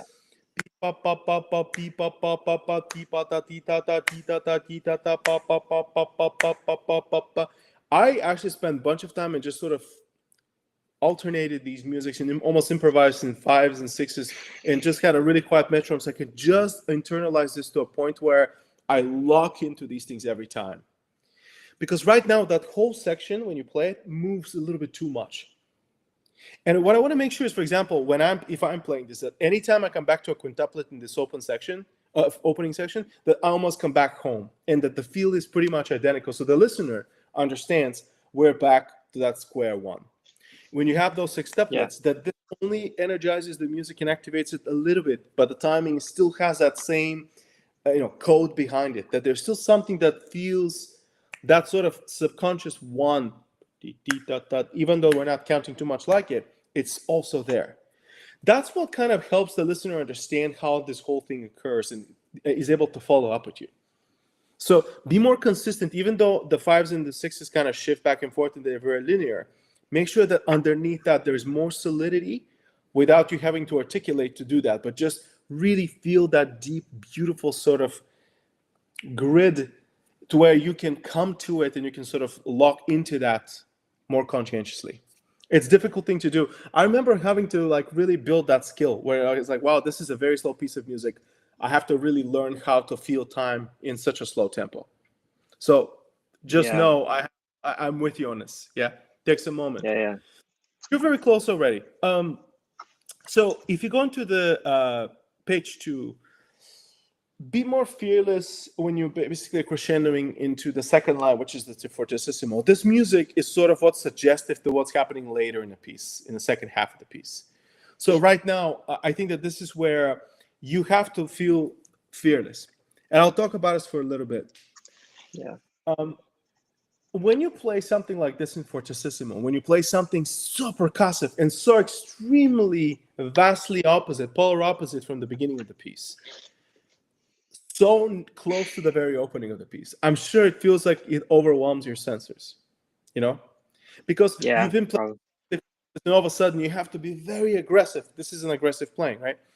So with that, probably you shy away right now a little bit to me, because firstly, your senses are sort of overwhelmed, right?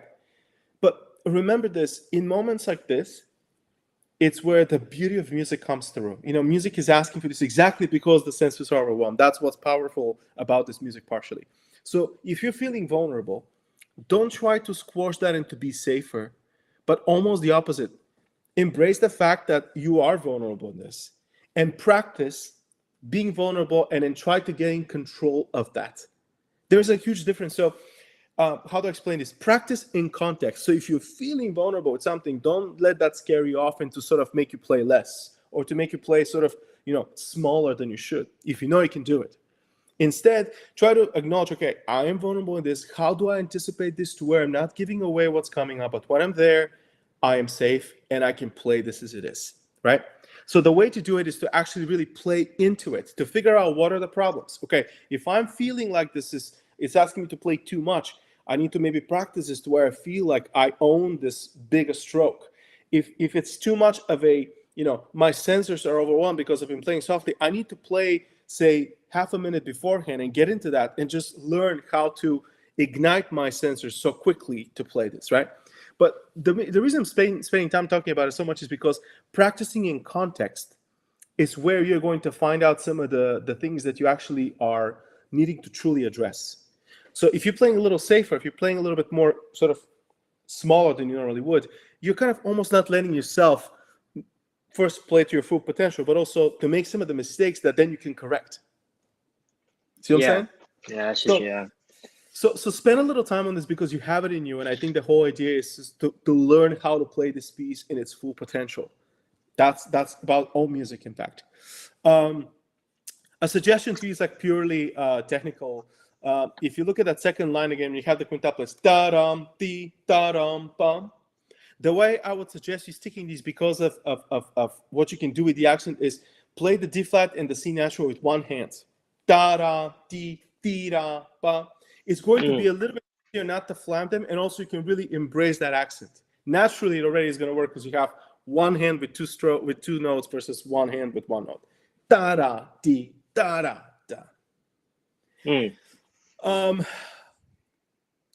So, a couple things for you here. When you play in the piumoso at the very bottom of this page, be careful with the notes, especially whatever the right hand is doing, or maybe it's the left hand, I can't remember, but be careful. I'm hearing just a couple things that you may want to just go back, check the notes on this, okay? A suggestion for you, when you play, if you want these quintuplets to come across correctly in the piumoso, so like ta ta ta ti ta ta blah blah blah blah blah blah, right? Make sure that one way to do it, if you want, is that once you start rolling them, the first roll is just almost like a flam. So blah ba ba. So do not play that first roll so long, because it almost makes it sound like it's three equal notes. Again, try these are, when you play this, where is this? That first fortissimo quintuplet I was telling you to play with one hand, that's a leitmotif. And later he plays off of that leitmotif many times. So make sure that that leitmotif remains consistent so the listener can understand and relate to it. That's how music, which is rather abstract to someone who doesn't really know it well, like the listener of this piece, if you're playing to normal people, that's how they can relate to things and go like, oh, I recognize this. Oh, I remember that. When you come back to the capo of the opening, right? If it sounds very similar, if it sounds with the same sort of energy, if you're able to kind of really tone this back down, they will recognize this. So that's how listeners who don't really understand the way we're looking at this as we do as musicians, that's how they can start to connect with it. So in some ways, that consistency I'm talking about, that consistency of the flow, that consistency of the leitmotif representation and all that helps in all of it. Because I remember, and I'll leave you with this, I played this for Mrs. Abe. I was very fortunate to play this for Mrs. Abe. In fact, I just found the pictures a couple of weeks ago because I was cleaning some stuff and I saw the photos when I was like your age. And I remember playing for her the entire thing, and she stays silent. And I'm like, here we go. I'm gonna get crushed here. Not for any other reason, because I was not really happy with anything I was doing then. I did not learn how to, be real with myself, but also to be proud of what I do. And later on, I had to learn this. And she looks at me. She goes like, "You understand this music?" It was sort of with like a with like beautiful sense of like huh. And I think partially what I think she meant is that I really tried to serve the structure of the piece in that way we're talking about it right now. Just where you look at what a composer is trying to do, you try to stay really consistent with serving that every time, to where the piece starts to have uniformity when that's necessary. Yeah. No. Yeah. I this just the first page and a little bit afterward, musically at least, is by far the hardest ever. And yes. It's just, and yeah, go ahead. Sorry. It's just, I mean, just to sell the intended effect.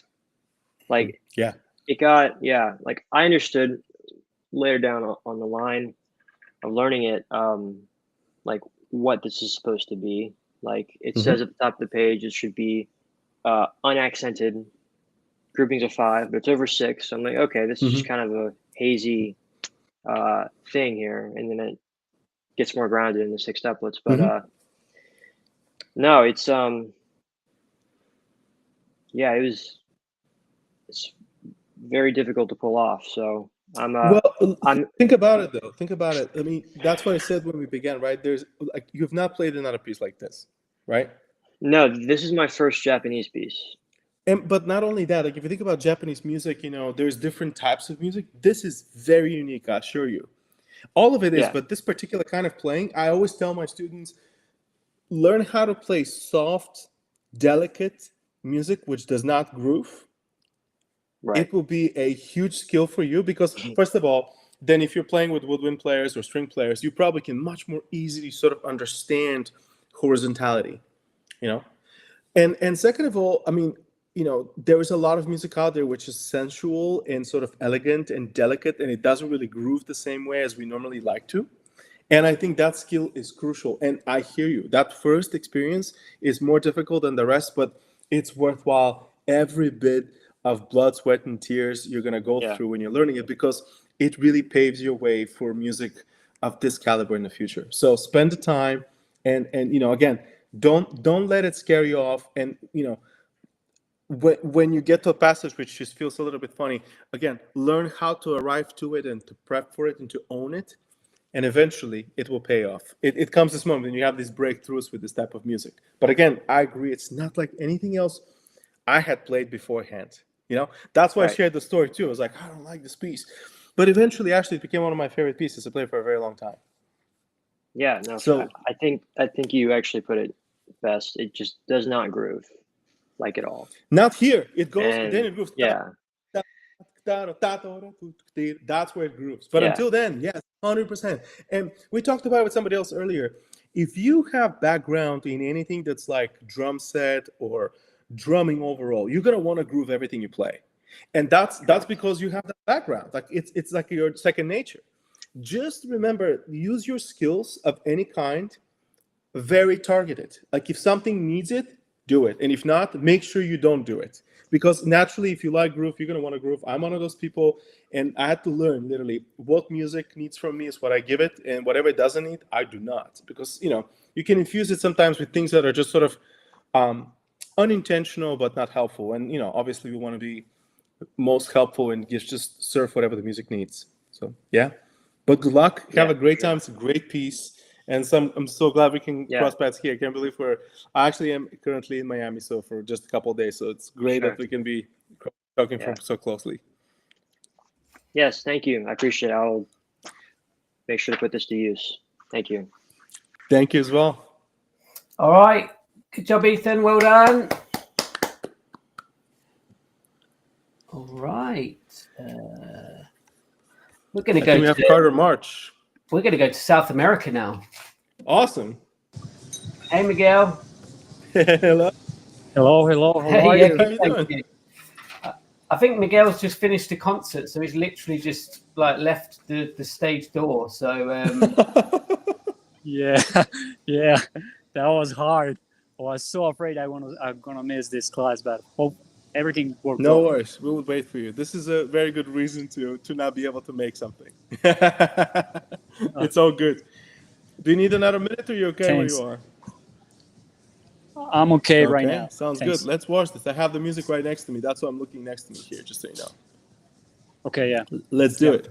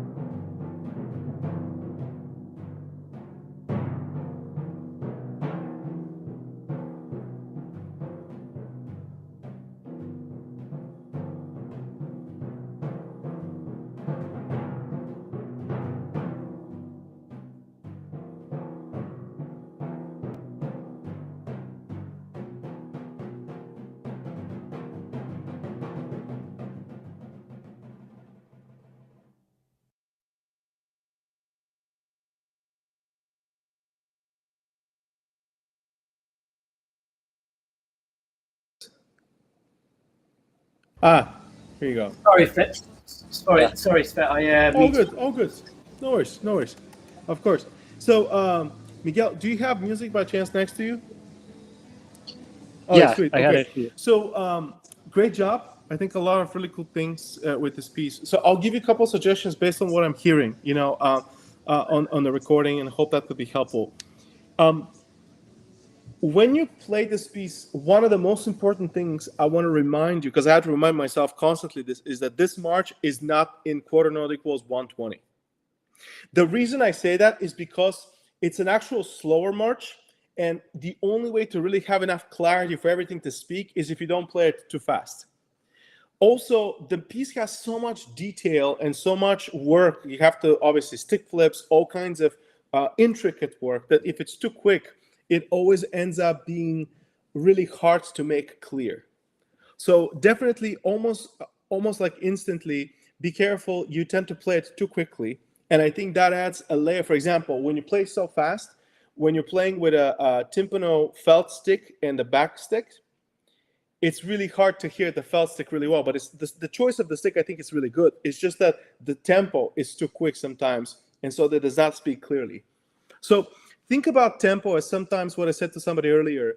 If the tempo is supposed to be a little bit slower, always embrace that, because it gives you more time to play the content. It gives you more time to play the music itself, regardless of anything else. And only speed it up to a point where you know you're not going to compromise on the content. Generally speaking, because the tempo is a little quicker, I think you do two things that are not intentional. You tend to always play a little bit forward, so the whole thing kind of pushes da, ba, bi, ba, da, ti, da, versus da, da, ti. There's something really beautifully grounded about this march. It feels more noble. It feels a little bit kind of a royal, if you will. So I kind of miss that a little bit. I think it gets a little bit urgent for me. And the other thing is, because of that speed a little bit, I think you make your fortes just unintentionally fortissimi. It just gets to get louder too soon. So I look for this particular piece. I generally would look for something which is a little bit more settled and a little bit more classy when it comes to the groove, when it comes to the sounds, even the volume. It's like classic royal march, you know? And then if you want to have a fortissimo in a one or two places, you know, that's beautiful, but that means you have the space to do it. Right now, I think you use that spectrum of your palette too often for it to feel special, you know? Be careful when you're reading. There are places where I want to specifically tell you where there are. Oh, geez, where was it? If you look, for example, in the first page, 1, 2, 3, 4, fourth line. I'm trying to think, where is this? So if you look at the fourth line, starting on the second measure, pretty much you're never going to have a stick repeat more than 2 notes. Be careful, because when you're playing, I think your back stick repeats 3 notes sometimes. It should always be 2 notes in each hand, you know, not more than that. Be careful when you're reading this. When you play in that first page, when you're playing, you notice that a lot of the times, pretty much always actually, there's tenuti that are written on top, right? Try to think of those tenuti as something which is more of a line. So instead of thinking bum bum bum, but we're almost like marcatoing this. Try exploring this to feel slightly more bum pim bum pim. Slightly more linear, slightly less accentuated note by note. The reason why is because they're a lot of the times playing by themselves or playing felt versus backstick. It already sounds different. So if you double down, it just becomes too articulate, and it's not necessary. It almost kind of loses that melodicity to it, which is so special about this music. So try to just back down a little bit of over-articulating everything. Your choice of timpani mallet is great, and I think that it already articulates perfectly fine, you know? That being said, so when you go to this is a place where I feel like you do have the space then to open up a little bit. If you notice, this is where you start having accents, right? That is where I'm preserving some of that articulation we're talking about. That's where I would kind of allow the music to speak up, you know? Be careful when you make the metric modulation at the very last, it's not even metric modulation, but when the 2/4 becomes 10/8, make sure that the timing remains absolutely linear, absolutely the same. That's one place where I sort of missed you a little bit. It moves just a little bit. That's where, again, the fast tempo makes it really tricky. So really settle this back. I think that would really help you out. Okay. So one suggestion to you purely physically. So when you play that entire first page, you have right now, because you're standing, you generally use a little bit more of your actual body naturally because you stand when you play. But my suggestion is when that works and you don't need to be quick, I think that's beautiful. But when you have doubles, you tend to almost sort of either over crush them or sometimes slow them down because I think you're using a slow muscle. This is slow, right? Can I suggest something to you? When you're playing those doubles, use a shift and an arm. So it's not just this, it's this. So you have, so da ti ta do ti ta po pam ta ti ti ta pam. Because this, like almost like windshield wiper movement, it's very efficient. So I would keep it light, I would keep it low, and I would make sure that the rhythm sounds flawless. Right now, anytime that you hear a hiccup in the rhythm, it's because it's too heavy, which is coming from using this mechanism only versus this one. Heavy mechanism works well when you have time or when you need weight. But if you want something light and something really fluid, I would always either use a light mechanism or combine heavy and light so you can offset the heavy mechanism. So, for example, where this really translates actively is in the second page when you go da da da da da da da da beep da da da da da. The stroke, in my opinion, is beautiful, but it's very inefficient. I see taka taka plaka taka plaka, but it's a little bit too much of this. Focus it a little bit more taka taka taka taka topa to where you are relaxed, but your rhythm is not loose. Right now, the rhythm is getting just a little bit flamboyant. Plaka taka plaka taka plapa. So again, this is a place where I would really focus, use a little bit more of that shift, taka taka taka taka tompa, and at the same time make the rhythm, those 16 notes, absolutely consistent. Right now, I hear plaka taka, so they kind of compress it in your way. Taka taka popa versus taka taka diga taka popa, taka taka diga diga tikang, tikita. And here on is one of the first times that I really miss that sort of large pattern that starts to occur. This is in the second line of page 2. If you go and you start looking at the second line, second measure, do you notice that there's accents and they're every 7 notes? Yeah. I'm starting to, this is where the subdivision, the symmetric modulations, right? I want to hear that sort of 7. Right? I'm missing that. So feel that a little bit more. Let us hear the slow time of the piece too. One thing you did well, I just want to point that out, in my opinion, is when you went to the fourth system, when you have to play staccato and you have to play that with a felt and you also have a backstick, that worked really, really well. So stay light on this whole thing to a point where you can lift gently in that staccato and you can really make the whole thing feel a little bit almost like that shorter version of the quarter notes, almost like a little bit more Beethoven, Mozart-like, rather than, too broad. You did a good job with this. When you have these three lines before the end of that system, and you have the very quick grace notes, think a little bit more technically to be more efficient. That's another place where I feel like you can be a little bit flamboyant with your body language. So generally speaking, utilize the more efficient part of your technique more often when you play this. When you have really quick notes, when you have things that need to be more precise, just remember that sometimes the smaller stroke and the faster muscle can be really helpful to you. Like this is a place where this can be more precise and a little bit more almost like extravagant, sort of like almost like this pristine grace.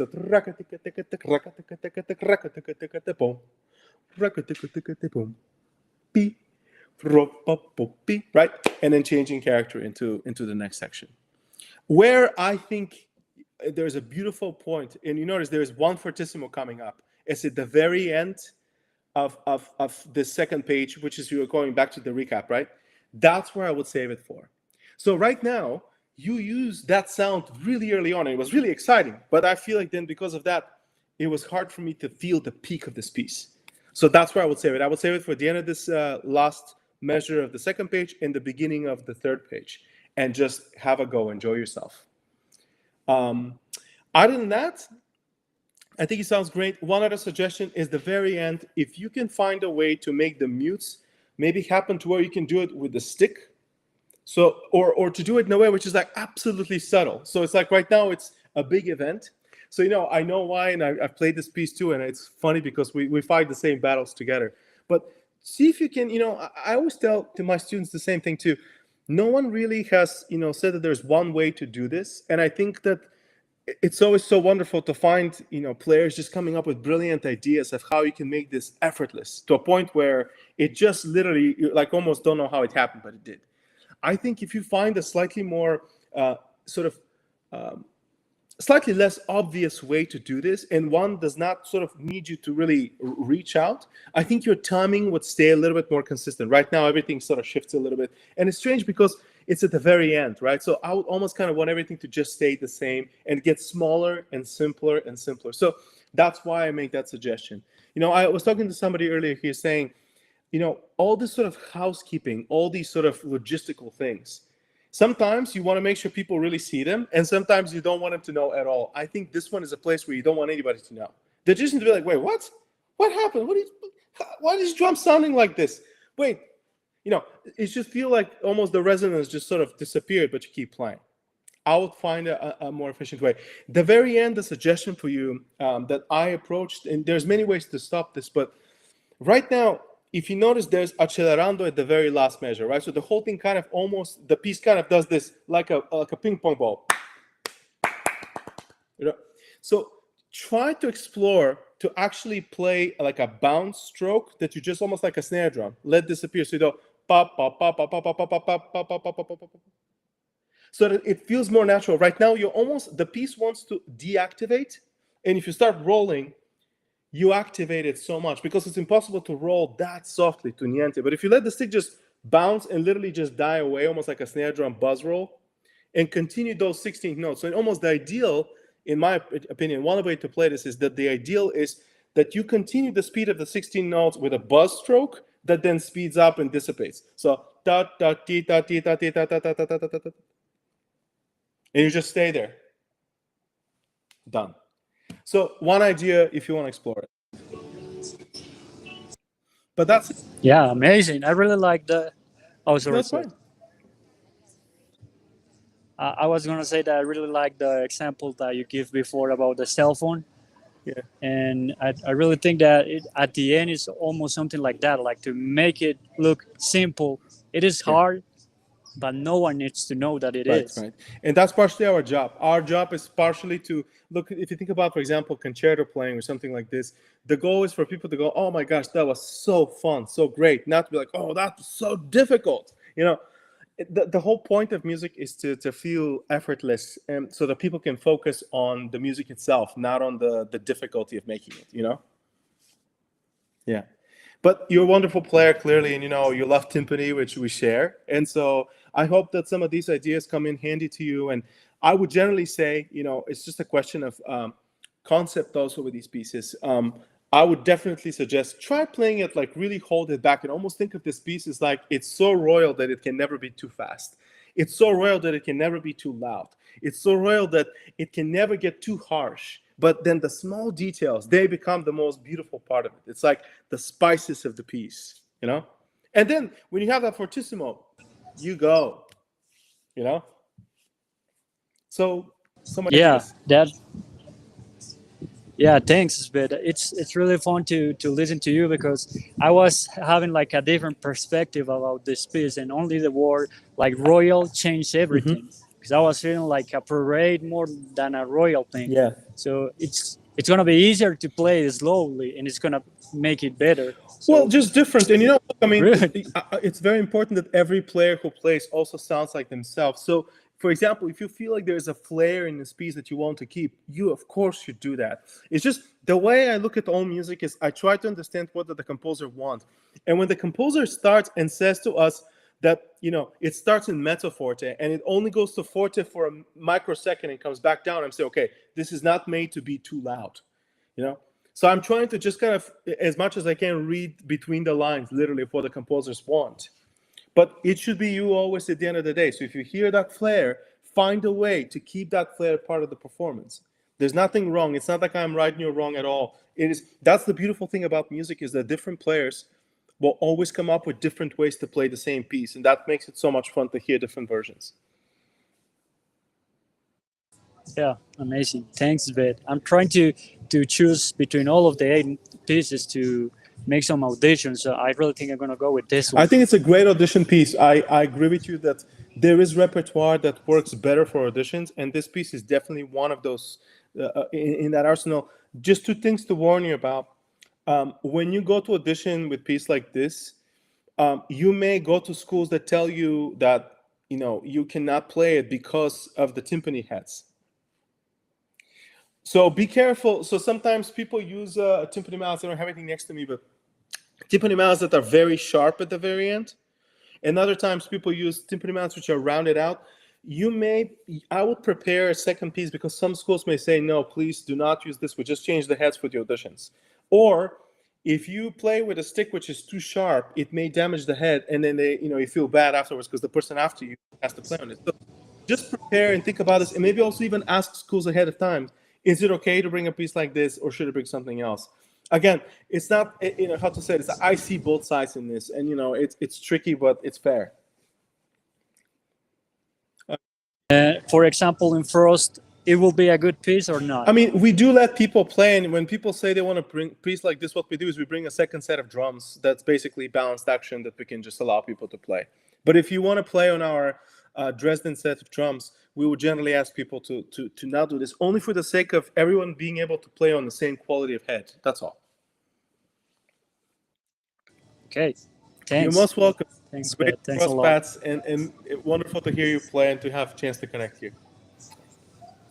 Thanks. All right. Miguel, if you've got any further questions, we have a couple of minutes if you want to, or Axel, I don't know if he's still backstage. Oh, yeah, I would love to ask another question. Yeah, go for it. For example, in the 8 pieces of Carter, which one do you recommend to audition? I mean, there are many of them that are good for audition, but I would say a couple specific things I would be cautious with. I would not bring pieces that have a lot of tuning or in fact almost any tuning at all to auditions if I don't know that the drums are specific kind and I'm comfortable. I would say a piece that is really good for auditions that works pretty well is people generally do either Canaris, Saeta, or March. I would say stay away from pieces that are very sort of one type of technique only. For example, Moto Perpetuo is a really cool piece, but it has only certain kind of technique in it, and it does not help reveal enough about you as a player. I would stay probably with, again, one of the 3, Saeta, Canaris, or March. And I would just, if you have to use backsticks, I would just at least say ahead of time, hey, I'm planning to bring this, just making sure that that's cool. I mean, people will always try to accommodate. It's just knowing ahead of time. But those 3 pieces tend to have a little bit better variety of music in them and extended techniques that help us find out more about the player, which really matters. Sometimes people will pick a piece, and I always respect the choices, but to me, when you pick repertoire for competitions or auditions, it's about a couple things. Firstly, it's to let us know who are you as an artist, what are your choices, what do you like. But also, this repertoire is supposed to unfold to us who you are as a player and what you can do, how capable you are as a player. And so finding repertoire that is both high quality music, but at the same time is multi-dimensional music that lets us know as much as possible about you as a musician and as a player in a short amount of time, that's the best type of repertoire that I would select. Great. Thanks, Svet. Thanks. All right, You're Miguel. welcome. Well done. Congratulations. Congratulations. All right. Well, thank you, Svet, for being with us today. It's been amazing to have you back on the platform, and I've learned a lot myself. So thank you so much for coming again and spending time. Thank you for having me. I've also learned a lot from everybody. I'm grateful for having me, and congratulations again on doing all of this. I know it's a lot of work for you and your team, and I always greatly respect when one does this and gets the results you do and makes so much difference as you do. Yeah, I concur. It's quite a lot of work. I feel like Fernando Meza sometimes, but yes. There you go. As we talk about that, we're going to have a little hiatus now in terms of WPG, but we will be back on the 1st of July with Garrett Mendelow for his session. 2nd of July will be Marta Clemisara. 3rd of July is Kai Strobel. So until then, we'll end the stream. Svets, thanks again for joining.